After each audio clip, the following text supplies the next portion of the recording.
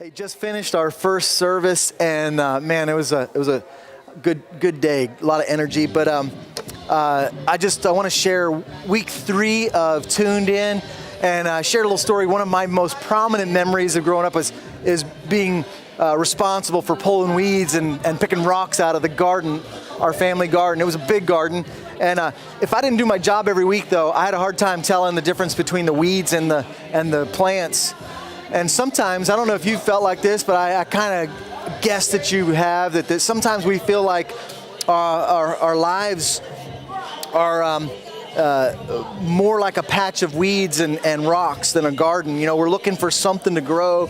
We're looking for fruit. We're hoping something's going to bloom. But it seems there's more weeds and rocks than anything else. And so that's what we're talking about this week. We're talking about the condition of our heart. We've talked about how God wired us to hear Him, the difference between hearing and listening, and how the heart plays into that. I don't want to get into all the heart stuff again, but you can kind of reiterate that and talk about it in your small group if there's someone it's their first week. But God speaks to us through the heart, through our heart, and that's our emotions, our thoughts, and our will. And today I want to talk about the condition of our heart. And Jesus tells a parable. He tells a story in Luke chapter 8, verses 5 through 15, that really tells it. I mean, there's 4 different heart conditions that he talks about. The hardened heart, the shallow heart, the strangled heart, and the obedient heart. And in that parable, you can read it in your small group. The farmer is God, the seed is His word or voice, and the soil is your heart. And so the question this morning is, what's the condition of your heart? There was the path, the footpath, and there's some characteristics of the footpath is that it's packed down, it's hardened, it's not fertile, it's not tilled up, and seed doesn't take root. The birds came along and they stole the seed. And the other characteristic is that the footpath is narrow. And sometimes we're like that. Sometimes we're hardened.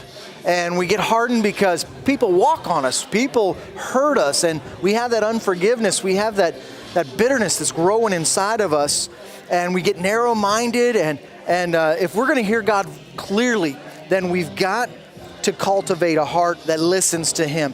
And we got to open our hearts to forgive. I mean, you can spend a lot of time. I would stop just for a moment and talk about that in your small group. All right, point number 2.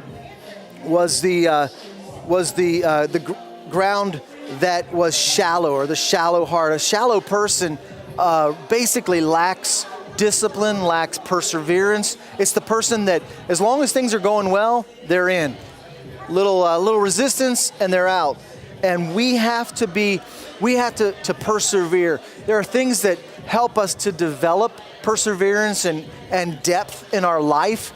And you can talk about some of those things in small group. There's certain disciplines like prayer, reading your Bible, giving, reaching, serving. Those are our core values. Being in that small group that you're in.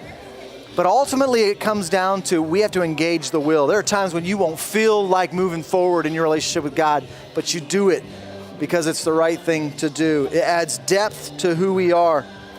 The next heart that's talked about is the strangled heart. And this person is one that there's enough soil so that the roots can go down, but not enough room for the plant to grow up and produce fruit. And this is the person that has disciplines, that has structure in their life. Maybe you're giving, maybe you're reaching, maybe you're serving, maybe you're faithful in small group, maybe you're reading your Bible, you're praying. But there are things in your life that are growing up alongside of your faith and your relationship with God, and you have a decision to make. Now you can just leave them, you know. You can ignore them. You can make excuses for them, or you can pull them out. And that's something that is so hard. It disrupts the soil, doesn't feel good. But if you're going to grow, see, here's the other option. If you don't, eventually those thorns are going to strangle your relationship out. You think, oh no, I can handle it right now. I can handle it. Right now it's manageable, but it won't be forever. And so you have a decision you got to make to deal with that. I'd love for you to take some time in your small group and just be transparent, be open, be honest, and pray for one another for those things. That God would give you strength and victory over them. And then there's the last heart, is the obedient heart. So God's not just talking to hear himself speak, but he's talking because he wants us to walk in obedience. So let's do it. Let's engage the will. Let's do what God's called us to do. And what he speaks to you, follow through with it. Have a great small group. Have a great week. God bless you.